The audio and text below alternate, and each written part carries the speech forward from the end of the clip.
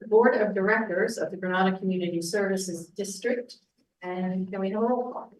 Director Clark, Present. Director Marsh, Here. Director Randall. Here. Director Grant. Here. Director Dye. Here. All present. Also present is Assistant General Manager Hope Atmore, General Manager Chuck Duffy, and Legal Counsel Bill Parkin. Okay, I know we have a few people who want to talk in the general public participation. So members of the public may comment on matters under the jurisdiction of the district that are not on the agenda. Comments are limited to 3 minutes. And who would like to speak? I know Virginia is not feeling well, so Virginia, why don't I let you go first?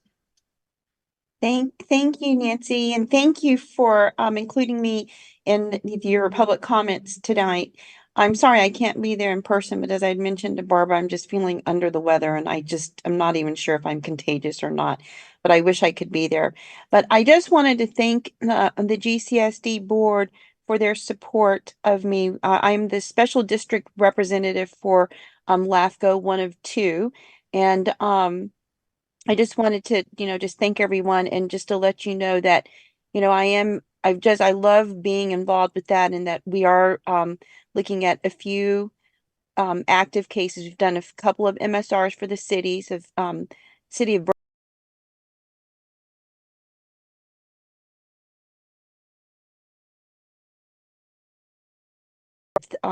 East Palo Alto Sanitary District, which will now probably become more of a dependent special district. And also we're working through the Broadmoor Police Protection District. I also have the pleasure and the privilege of serving on the budget committee, and we've just nailed down the schedule of potential MSRs down the road over the next few years. And I think some of the coast side agencies will probably be looked at, just because the coast side hasn't been looked at for a while, and also the fire districts, but everyone gets reviewed. And I just wanted to give you a heads up and just a quick update, and to thank you again for your support. Thanks, Virginia. Keep us posted on anything that affects the coast side. Yes, for sure. Thank you. Use your whole name. Correct. Thank you, Virginia. Thanks. Thank you for all you do. Well, thank y'all for all you do. To all of you, all of the board members, you do a terrific job. Thank you. Thank you. And we also have in person Sandy Winter from Senior Co-Signers. Yeah, at the mic, please. Hello, everybody. Thank you so much for having me to talk about Age Friendly today. So my name is Sandy Winter. I'm the Executive Director at Senior Co-Signers, but I'm here in my capacity as part of the leadership team of the Age Friendly Half Moon Bay Co-Site Group. You do have slides, and I'm actually just going to talk to you rather than using the slides because I don't have a lot of time. So I wanted to set the context that Age Friendly was set up by the World Health Organization in about 2000 or so. And the idea is that the focus is on creating communities that are friendly for people of all ages. So it's usually associated with older adults, but you can imagine that a sidewalk that is safe for somebody who is in a wheelchair is also safe for somebody who's pushing a stroller, or an older adult who's on a walker. So just this idea of how can we make our communities age friendly for everybody. When the movement got very big, it came over to the States for self-governance here, and it's run by AARP. So communities can apply to be members of the AARP network of cities and states, or communities and states. And so San Mateo County is going through that process. There are many different cities. I think there's probably about 15 or so that are already age friendly. And Half Moon Bay and the coast side became age friendly 2 years ago. And to do that, you make an application to AARP, and part of that is informed by doing in-depth data gathering about the unmet needs of seniors in 8 different domains. And I think I might have those domains there, right?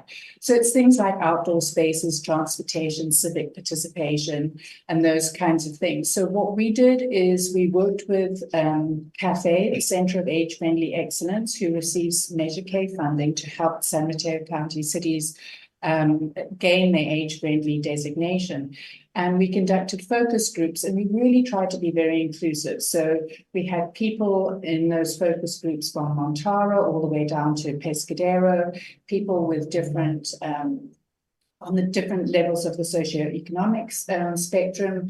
We had a particular focus on Latinos, on the Chinese population. We met with both in the homeless group. So we really tried to understand what the unmet needs of seniors on the coast were.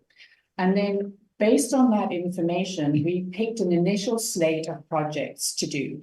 And one of those was raising awareness about events and activities that happen that are relevant to older adults. Another one was healthcare access advocacy. Another one was housing. And one of the other things was to form some kind of oversight group. So to make sure that we could sustain ourselves in the long term, we had to build some infrastructure.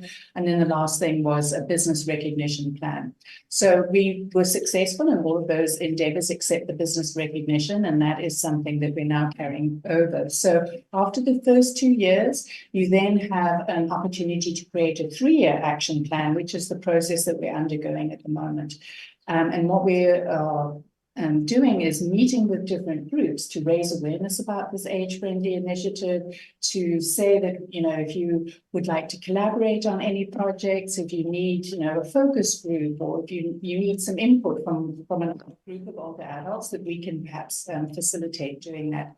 So the action plan items that we're going to carry forward into our 3-year plan, we're going to continue with the housing workshops, which is really to explain to people the different options that are available on the coast and how you might apply for housing.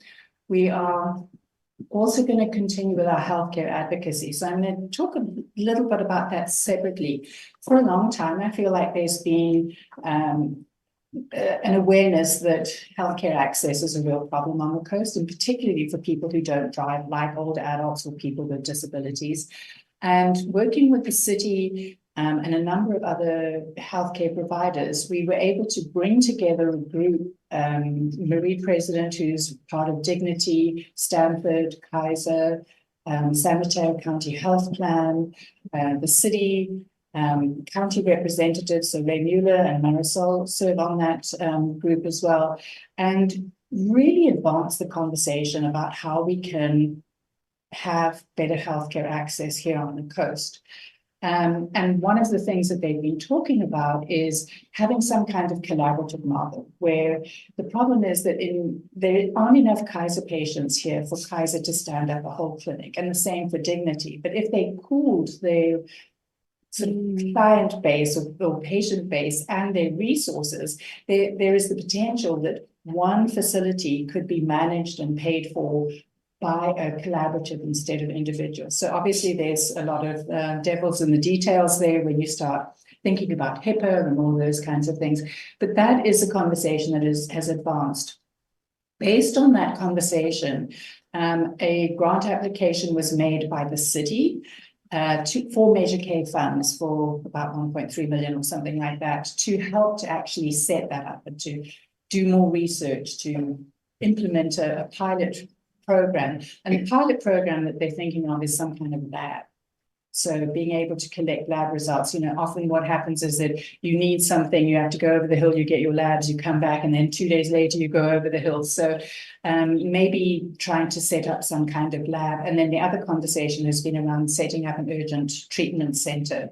And with Seton, you know, that is something that Ray Mueller, I know, is very interested in doing. So the action plan that we have moving forward is to raise awareness about age-friendly and how it can be a benefit to everybody, to continue with the healthcare access advocacy and how we can advance that. The other one is we're also going to continue with the housing workshops and education, and then we're going to try and advance the business recognition and try and help businesses to be as age friendly as possible. So my role here is to be part of that, raising awareness, and as I said before, to partner with you in any way. If there's things that you're doing already, they likely are, that are age friendly. For example, the lovely park that you're going to make with the, I'm sure it's going to be wheelchair accessible and stroller accessible. So you're already working on these projects. So how can we help to promote that and do it in an age-friendly lens? So that's my spiel. Do you have any questions? Super helpful. We can ask Yeah. questions. All right. Well, thanks for listening. And maybe, if you'd like to carry on the conversation at another time, I'd be happy to do that. Thank you. Thank you, Sandy. Thank you. We definitely have a accessible park. Okay, do we have any other members of the public who would like to comment during the public comment period? I didn't see any hands, so we'll keep moving to the regular meeting agenda. Number 1 is the parks and recreation activities. I see Ray Rizavi, project manager for the Granada Community Park and Recreation Center with us. So Ray, go ahead. Good evening, members of the board. Just want to give you an update on where we stand. As you know, last month when we reported to you, we were working on the draft ISMND for the project.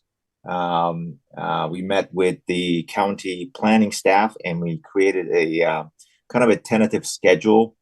We went over the environmental document and the supporting investigations for the various aspects of the ISMND with the county planning, and we made a presentation to them. They gave us a promise of returning comments to us within a week, and they came through with the promise. We received quite a bit of comments from them during the meeting and afterwards, mostly in relations to making sure that the local coastal plan is referenced in various sections of our ISMND. We incorporate some aspects of riparian areas within the 2 drainage digits that we have, drainage number 1 and number 2, talked about setbacks with them. We looked at crosswalks, and we promised we're going to look at the 2 intersections, one for the park and one for the rec center, to come up with a plan for a crosswalk. And we met with our consultants and we met in the field, and we came up with plans to have crosswalks at Obispo and Portola, as well as Coronado and Alhambra. Obispo, Portola for the park, Coronado, Alhambra for the rec center. These are uncontrolled intersections. So we came up with a plan with the civil consultant, to have crosswalks there with hopefully actuated push buttons to make it safer. And those will be referenced in the ISMND, and the plans will be created for the final design. We also met with RCD, Resource Conservation District, and they promised to give us comments, and they did come through and give us comments on various aspects. There aren't that many as extensive as the county, but we reviewed the comments and we will incorporate them. We also received comments from our legal, GCSD's legal, and I also contacted the fire department, the Coastside Fire Chief, and let them know that ISMND is coming out. So they'll expecting to review that once we put it out for the public review and to the clearinghouse. So at this point, we are meeting with our environmental consultant, making sure all the comments are incorporated. We have quite extensive notes, especially from the county. We want to make sure that we incorporate all the comments. We were expecting to release that ISMND sometimes by the end of April this month. And we believe that we are probably going to be releasing it in May, sometime hopefully early May, before the next meeting with the board, and start the 30-day review period through the clearinghouse as well as for the public. So that's our current schedule, and any questions I'll be happy to respond to, discuss. Ray, again, had the identity of the document. The number that you referenced, ID 7 something. I'm sorry, could you repeat that? ISMND, initial study, mitigated negative declaration. Okay, ISMD. Sorry, I was not familiar with the vernacular. Yes, that's part of the CEQA, California Environmental Quality Act. And we make the determination in the beginning as to what type of documents we have to do in order to satisfy the CEQA requirement. And in this case, we have an initial study and a mitigated negative declaration. Basically, we have very minor impacts, and they can be mitigated if we find any impacts. And that's where we stand at this moment. That's what the determination was. I know that's familiar to lots of you, but I'm new to this. First, Thank going to go to any questions from the board before I move to questions from the public. Director Grant. Hi, Ray. Is this draft released to the board yet? Or are we waiting for the 30 days? No, we haven't released the draft yet. So what we're going to do, we have this extensive comments from the county. So we are meeting with the environmental consultant. They have all the comments. They're reviewing the comments. They have to redo some of the plans, especially in the riparian areas. The county was very interested in what we're doing with ditch number 1. As you know, we have 2 drainage ditches. So one of the important comments for them was to show new cross sections of these ditches and how close are we going to come into the riparian areas surrounding these ditches. So that was one important comment they had. So our environmental consultant now creating those plans. They also had questions about the local coastal. Sorry, can you go back, because we lost you guys for a little bit, so we missed the questions that they had about the ditches. Yes, they're very interested in terms of how we're going to design these ditches to kind of blend in with the improvements that we're going to put in for the park. They want to make sure we have some kind of a buffer between the riparian areas within the ditches and any improvements we put for the park. So we're looking at what is the buffer? Do they want like 20 feet, 30 feet? How much it would make sense for us to include as part of the plan? We're going to show some cross sections for them in the ISMND. Make sure that the planning staff is satisfied that we are treating those 2 drainage ditches with the scrutiny that they want us to do, and show the buffers and show the riparian areas. Are you relying on a wetland delineation, or are you relying on the wetland assessment in 2021 by RCD? We are doing wetland delineation. You're doing one right now? Correct. Okay. And then when will we see that one? Not until the draft is released? That's correct. We are hoping that we're meeting with the consultant next week, and they have promised us that they have most of the comments incorporated. We're going to go over the comments and see what they have done, look at these plans and cross sections they've created, and making sure that all the comments from the county are incorporated. This also includes references to the local coastal plan that the county wants us to include. So we want to make sure that all the comments from the county is included, and any other comments that we had from, for example, RCD, which is minor, would also be included in there. Okay. Yeah, because the RCD wetland assessment in 2021 actually provided evidence that there was a wetland in the north portion. So their results were skewed, but if you look at the data for hydrology, soils, and vegetation, they actually proved it was a wetland. So I hope you're looking at that. Yes, those are the things that we kind of need to wrap up before we release the draft. We're hoping the next 2 weeks or so we will have the draft ready for the review, and we will publish it. The district board will take a look at it, as well as the public, and then send it out to the clearinghouse, including the fire department. And how will the public be notified?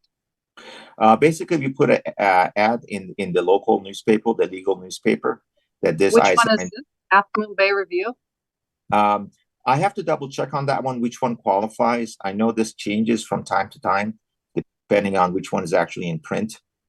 So we will check with the environmental consultant and see what will be the best one, and we will report back to you. Okay, when that is actually posted, can you give it to the board, give it to the president, Nancy, and have her distribute it? Because I have a lot of constituents that never see these postings and they're looking Mhm. for them, but they don't know where they are. Absolutely. We also would put it on the district's website as well. Yeah. Because Thanks, the ISMND and the supporting documents are pretty extensive.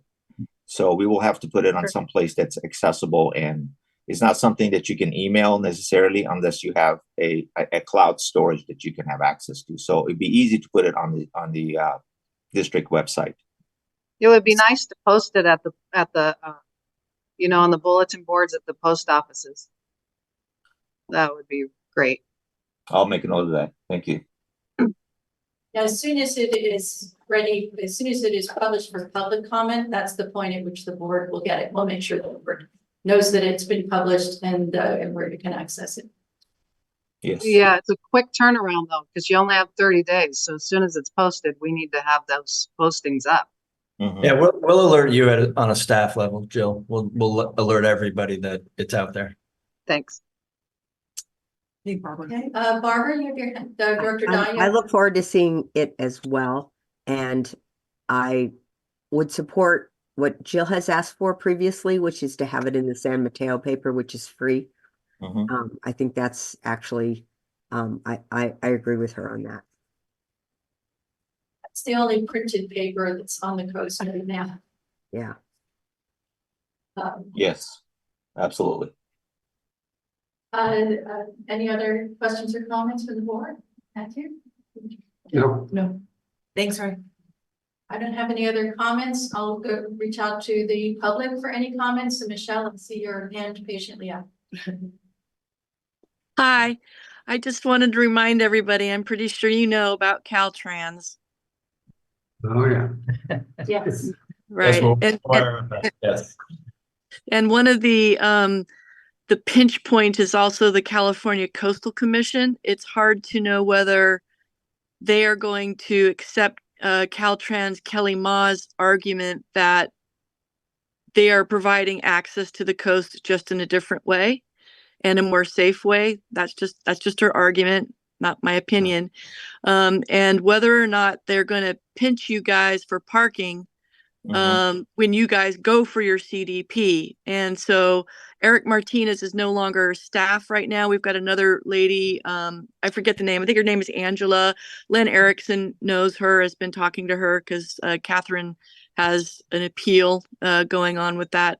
But it might be a good idea just to approach them as to what they're going to do before you get all your other stuff back. Just my suggestion. So, because I'm watching all of these meetings and it's definitely complicated. So thanks very much.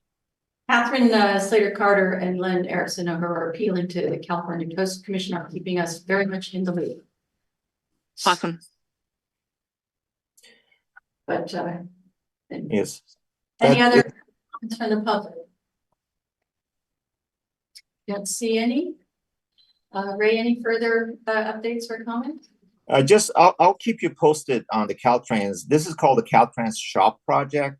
That's SHOPP project, which is the State Highway Operations and Maintenance. This is a very important project in our vicinity, and what they do sort of, is parallel to our project, and is going to impact us in the future because there's a lot of controversy with that. That's about 7.5 miles of Highway 1. And they're gonna do some maintenance on the pavement. They're gonna do some striping, as well as adding that Class 2 bike lane on both of the shoulders.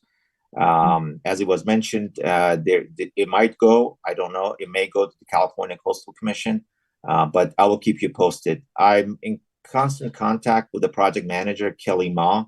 So I will get an update because it impacts a lot of projects on the coast in this 7.5 mile segment.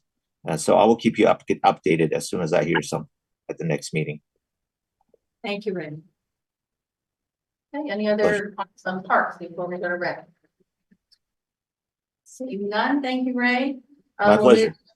Report on recreation program events. So Just a quick review. We had our egg hunt and dog costume contest. A couple of the board members were there. It was a huge success. There were a lot of very happy children. We had about, I would say 40 to 50 kids showed up, which was about just the perfect number. And so many of the parents commented on how happy they were to be at an egg hunt in El Granada and not have to go into Half Moon Bay. The dog costume contest was not quite as successful, but we did have one dog who finally was dressed up with some bunny ears, so that dog won. Well, the uncostumed dogs thought the treats were wonderful. We did have a lot of dog treats, yeah. But Augie, the Bernedoodle, ended up winning the contest and he looked fabulous.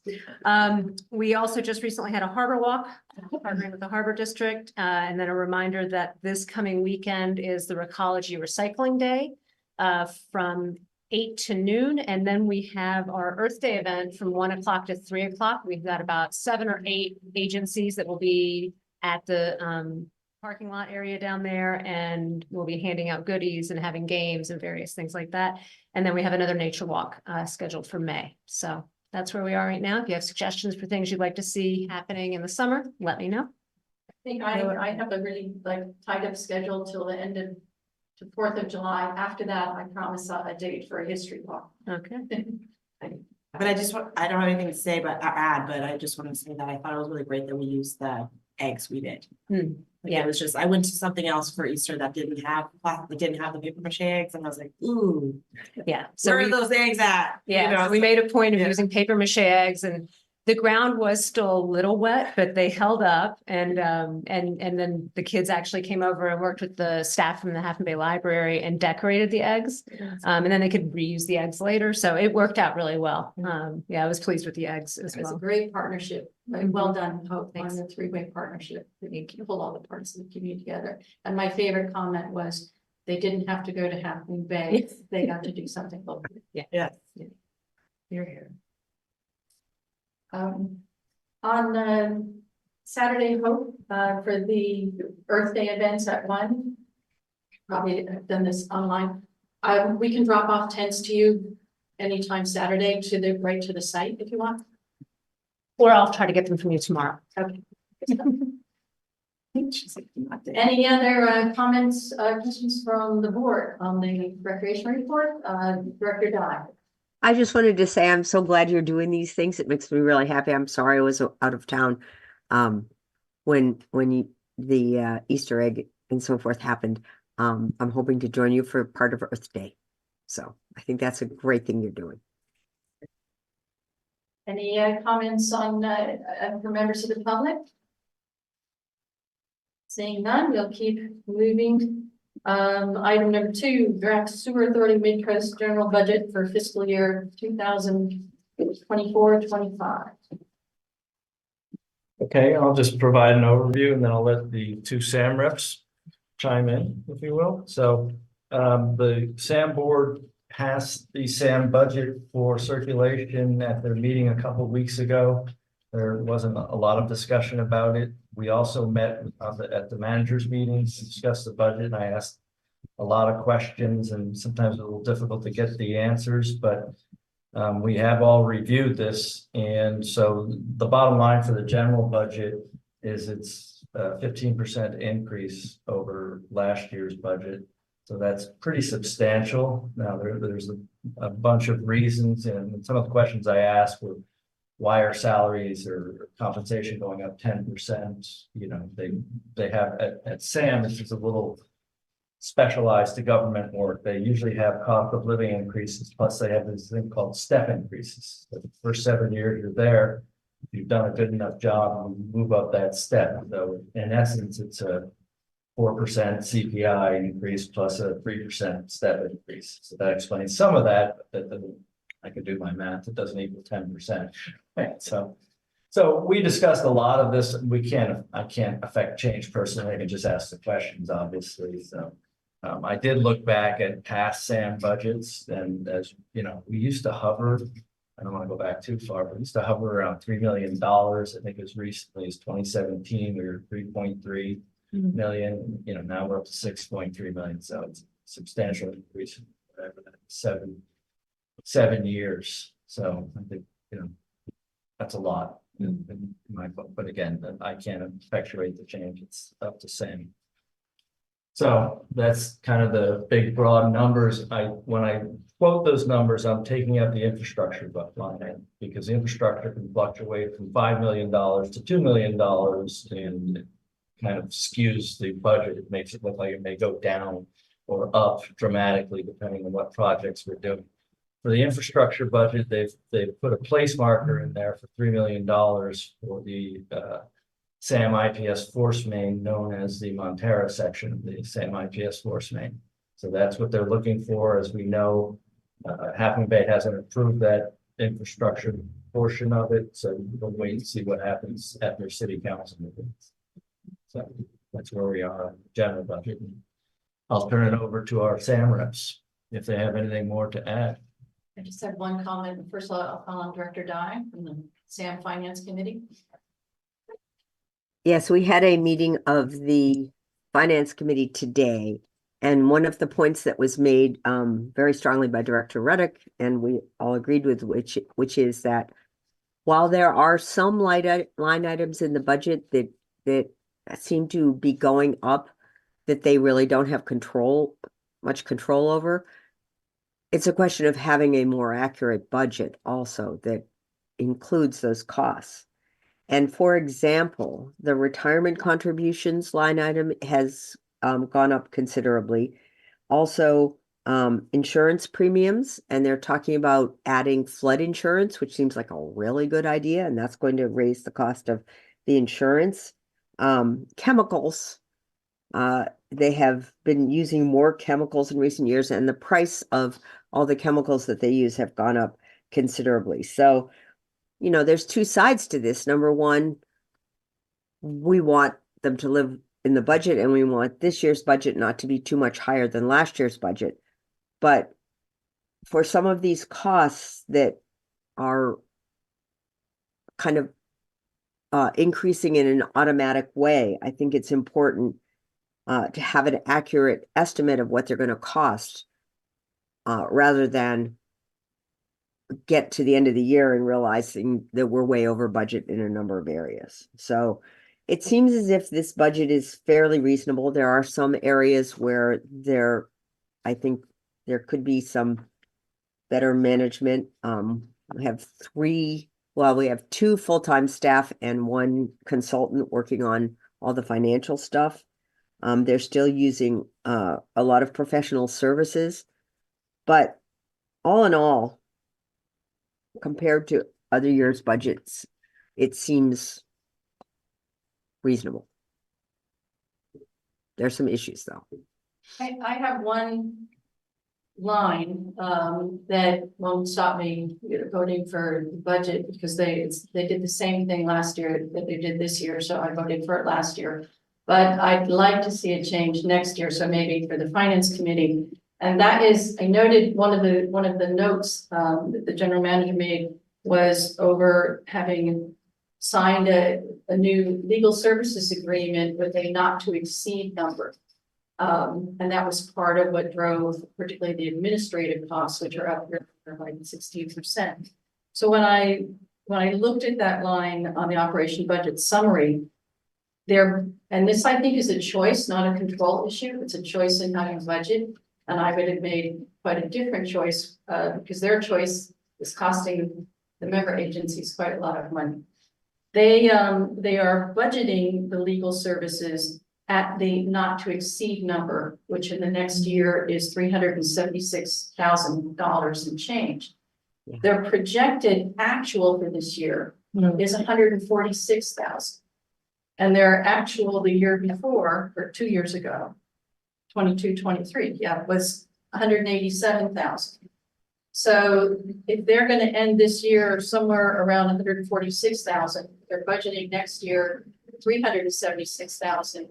It's an increase over actual of $230,000 that it seems they're unlikely to need, because it's a not to exceed number. It's not a number based on history or their actual usage. And I don't think it's the appropriate number to use for budgeting. For budgeting, they should use an estimate of how much they think they will actually spend on legal services.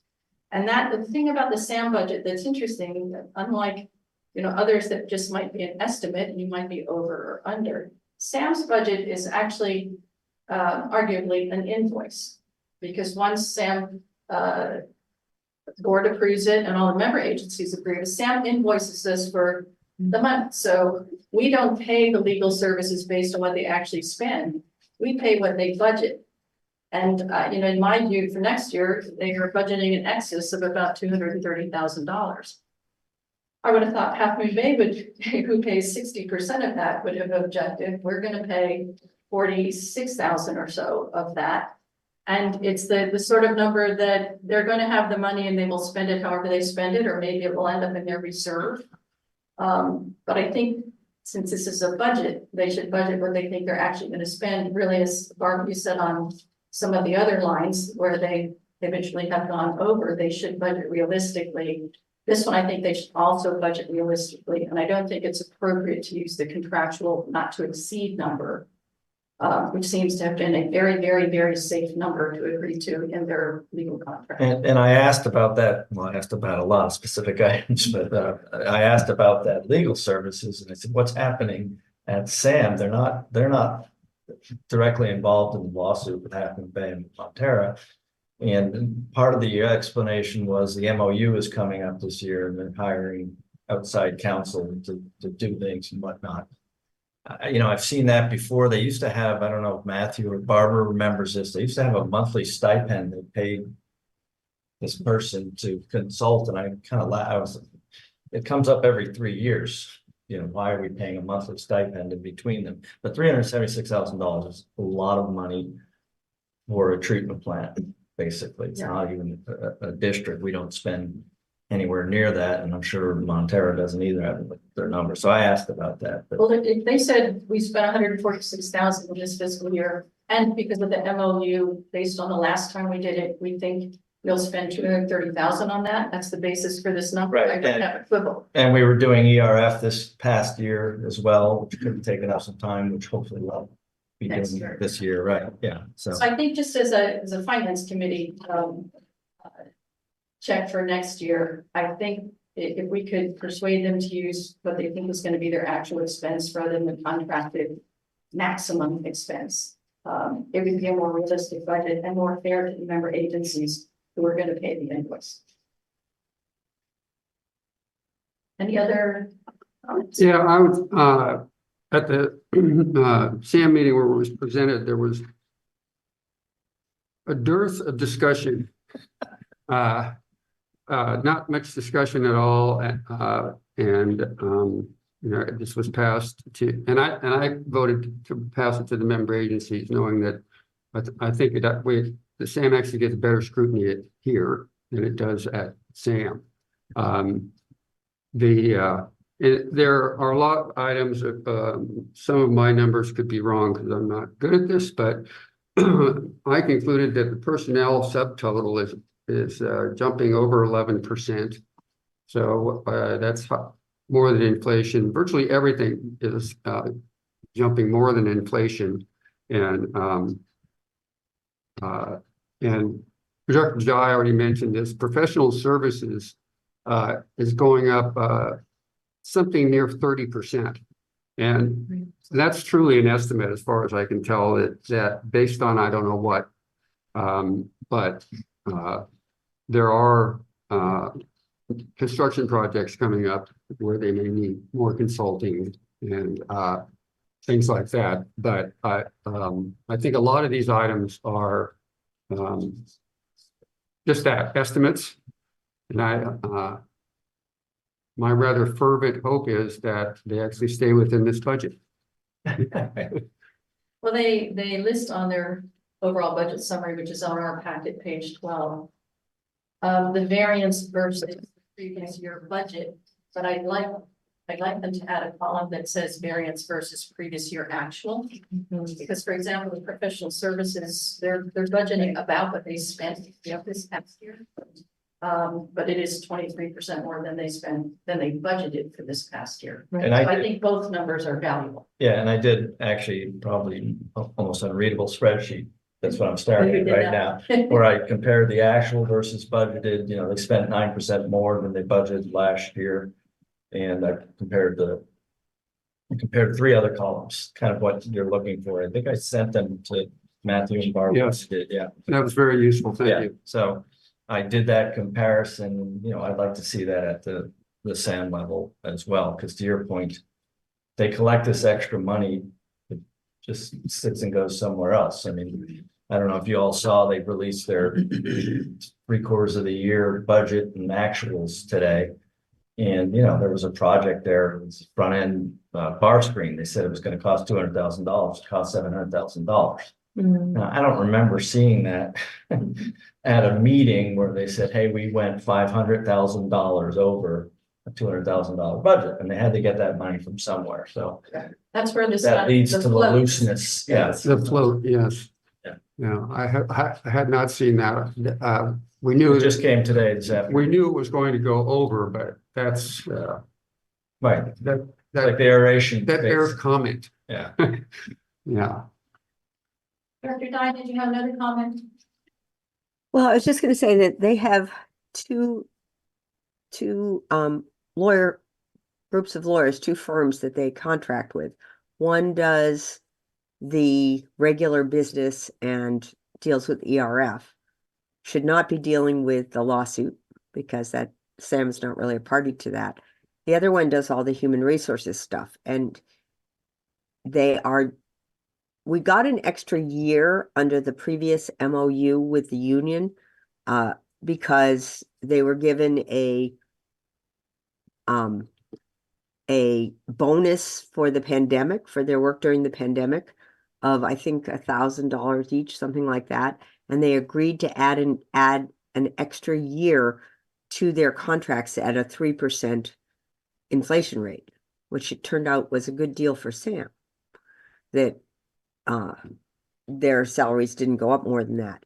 Now they are now starting the process of negotiating a new MOU. And I think that my impression is that legal firm is very expensive. The guy that we use seems very competent and is very nice. But I do feel as if those costs are quite high.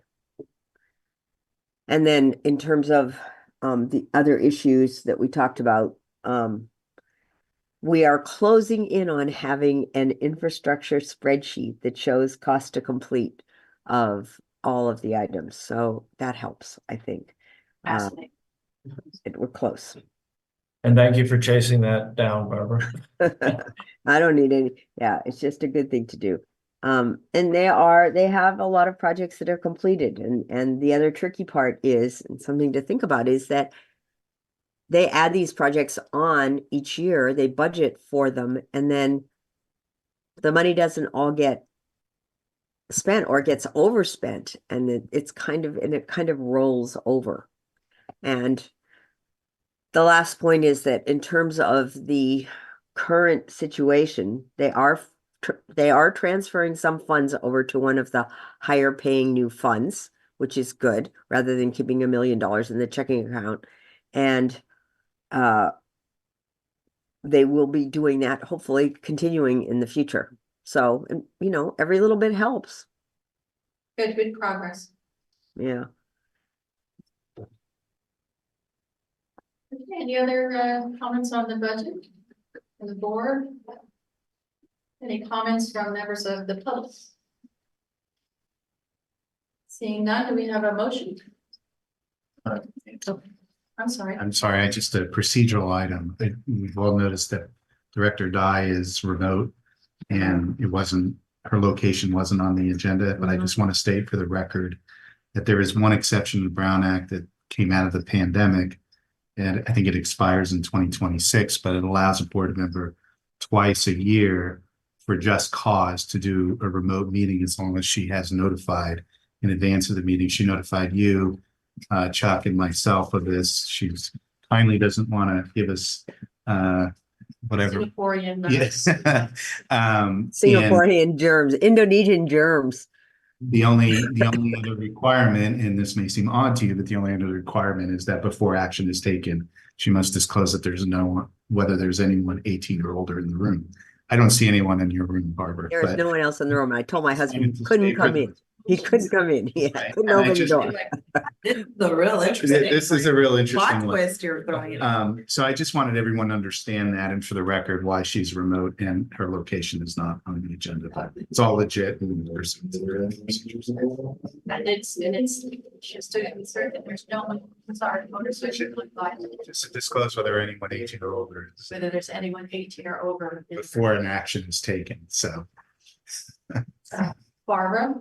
No, I said there's no one here, and I told my husband he couldn't open the door. He could not come in. If he did, I would have to disclose it. So Sorry, I just imagine. So anyway, it's an exception that's only can be used twice a year by. you April. don't want this cold, trust me. And I figure germs from Indonesia are probably new enough around here that more people would catch it. So Thank you. And that's one of the just cause provisions, is something that's contagious. Yeah. Thank you. Anyway. Bill.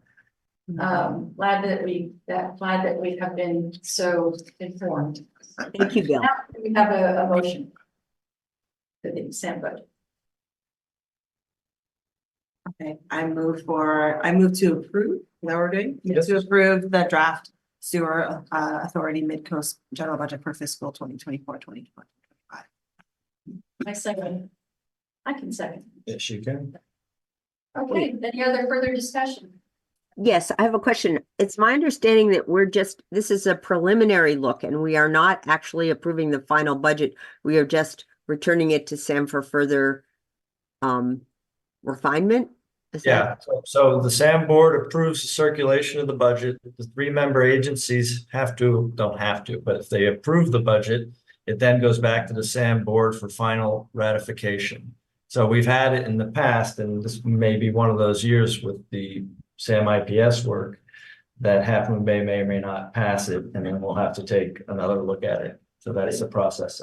To say if all 3 agencies agree it and the SAM board ratifies it, then it's. That's the budget. Yeah. Any other comments? Seeing none, can we have a roll call, please? Director Clark, Aye. Director Marsh, Aye. Director Randall, Aye. Director Dye, Aye. Director Grant, Yes. motion passes 5-0. Okay, thank you. And we'll move on to item 3, the draft sewer authority mid-coast contract collection services budget for fiscal year 2024-2025. Okay, this is a much more straightforward budget, if you will. And the good news about this budget is it has really steadied over the years. We've been kind of hovering around when I'm saying steady, the actual money spent has been around 600,000, 650, something like that. They've got a 4-man crew at SAM. This is a completely separate contract from the Joint Powers Authority. So that's why we have 2 budgets that we passed. Last year they passed a budget of around $800,000. This year it's 698. And so, that's the good news. Again, they collected too much, but they are actually refunding some of that money back to us to offset our contributions. They are. Yeah, I know. Well, I've been making this point for, I don't know how many years. 20. 20 years, especially with the fact that they are separate contracts. So when they collect too much on the collection side, it's a different percentage. So if they collect $100,000 more, which they're close to doing this year, 25% of that is ours, 35% is Monterra's. It's not based on flow, it's based on usage. And then whatever the remaining thing is Half Moon Bay. So, they built up some money over the years. The delta, it's a different split, and it's a different split each year too. So the good news is they didn't spend all the money we gave them last year, and they're crediting it towards our payments this year. So it artificially kind of looks like the budget is going down on their sheet, but it's actually going up 5.5%, which is good news because that's a pretty reasonable increase. And I made comments on that, about that at the SAM meeting. Because they show that the collections budget is down 24%. And I asked, I was amazed to see this and how wonderful it would be if you could do the same amount of work for 24% less cost, but of course you can't. And this is one of the instances, as Director Dye just mentioned, that where it rolls over because they didn't spend all the money for collections last year. And they, as Chuck pointed out to me, they're acting like that's revenue for this year, for this budget, I should say. And but I also had to say that the overall, the actual looks like it's going to go up. I calculated 5.7%, which is less than my gas bill and food bill have gone up in the last year. So that's pretty good. That's what you were saying. And they've done a good job, you know, especially over the years. Our spills have gone down substantially and whatnot. They do a much better job of, and Hope could probably second, is communicating with us and whatnot. So. Yeah, good feedback on the service as well. Yeah. Any questions from the board? I just want to say real quick that it's such a good idea because they know the system and they pretty much all live on the coast side. So we have people here who know the system and and they spend their time cleaning it. And if there's a problem, they're right there on top of it. So I'm a big fan of the collections group. Yeah. They're doing this for all three agencies now. Is that right? I think they use somebody else for. Yeah, they had a year or two where they kind of splintered off. And like Barbara says, it's tough if you got someone living over the hill and you have a spill. You're gonna drive over, get a truck, bring a truck. Yeah. Yeah. Yeah, I don't think happened. They like the result of trying to do it themselves. Yeah. But they didn't do it. Let's see, any more comments from the board? We have any comments from general public? Seeing none, we need to disclose that Barbara is on. I think we're good for the rest of the night. They would have a motion. I'll move to return this, the collection budget to Sam with our approval. Second. Okay, Director Clark, Director Randall, any further comments? Seeing none, can we have a roll call, please? Director Clark, Aye. Director Marsh, Aye. Director Randall, Yes. Director Dye. Aye. Director Grant, Yes. motion passes 5-0. Thank you. Okay, agenda item number 4, the engineer's report. Very short and sweet this month. Yes, it is. Any questions or comments? Chuck, I hope you might know this, the 6-year CIP project 3 has been delayed. What is that project, you know? The third phase. So we already identified the phases. So it's the third phase of those. I don't know exactly what pipes. I'd have to look at that around you. But it has already been identified which pipes we're looking at. That was part of the initial study. Right. Yeah.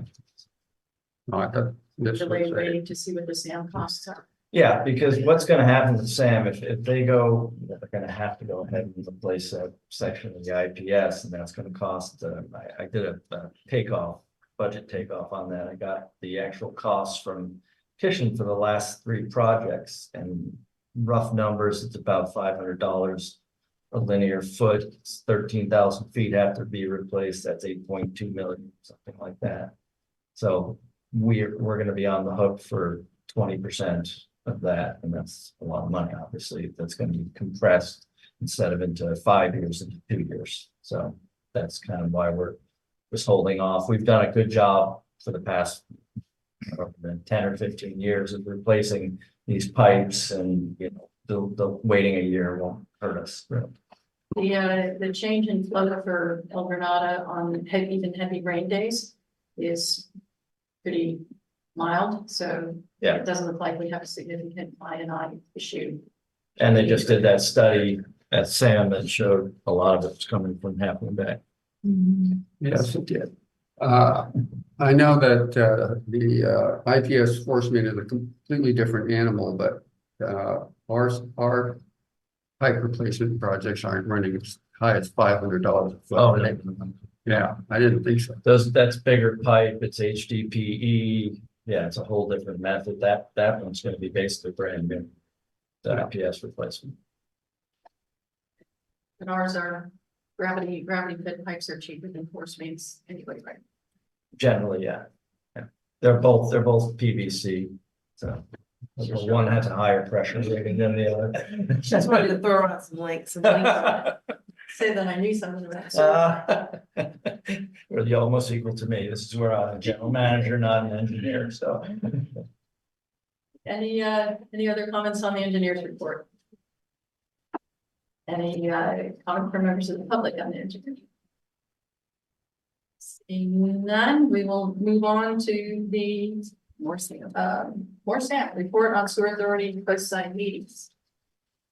Director Donald Clark. I think we, on the last two budget items for Sam, we probably covered everything that you need to hear about Sam. But how about you, Director Dodd? I agree. I agree.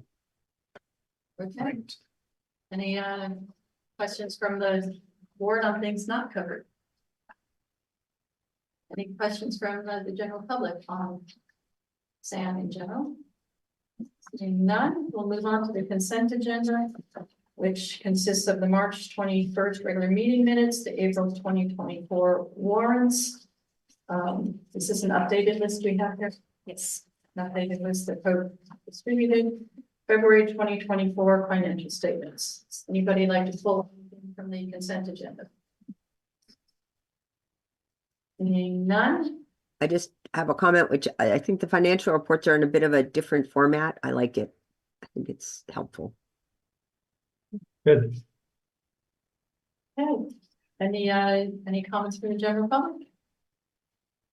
Seeing none, do we have a motion for the consent agenda? I'll move that we pass the consent agenda as presented. Second, Second. from Director Randall. Any other comments?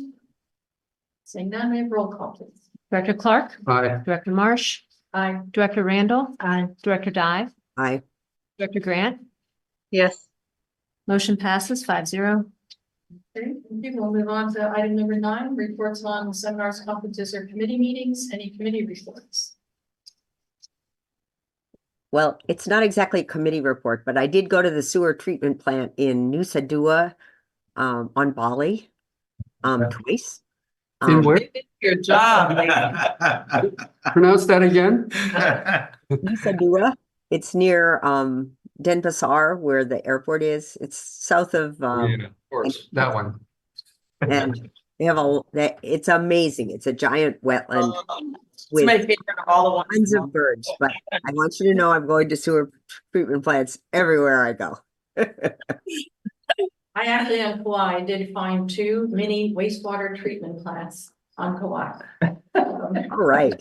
Did you just One write? was in a parking lot, and the other was in the middle of a park. Did you just write? Did you just knock on the door? Like, how did you? Did you do a tour, Barbara?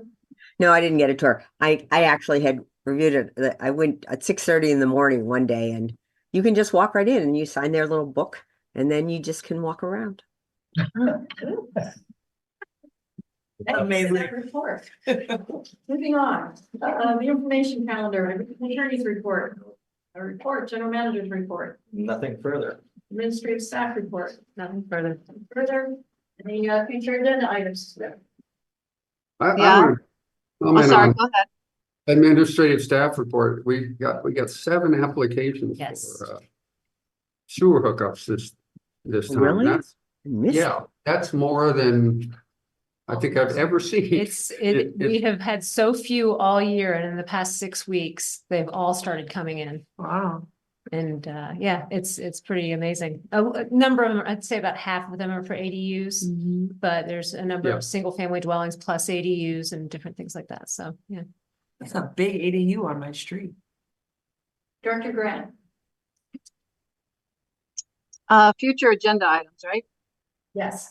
Okay, so I would like to suggest we have an update and discussion on the implementation and performance of tasks included in the RCD Natural Resources Management Plan for Burnham Strip. Maybe we could even invite Kellex from RCD to give an update. Okay. So- you call natural resources, what plan? So our strip is under this management plan currently.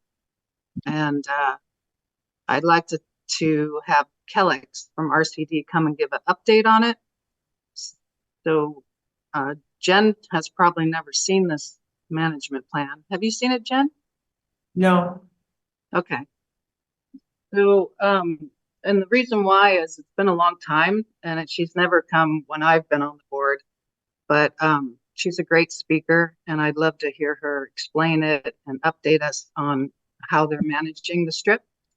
A couple things that I'm concerned with is there was some grading on Obispo Road on April 17th, right next to the riparian corridor. Was that us or was that someone else? I think that was San Mateo County. It was not us. Okay, so San Mateo County did that. And then the mowing that we just conducted, and that was right to the water's edge. So that's not in alignment with their RCD agreement.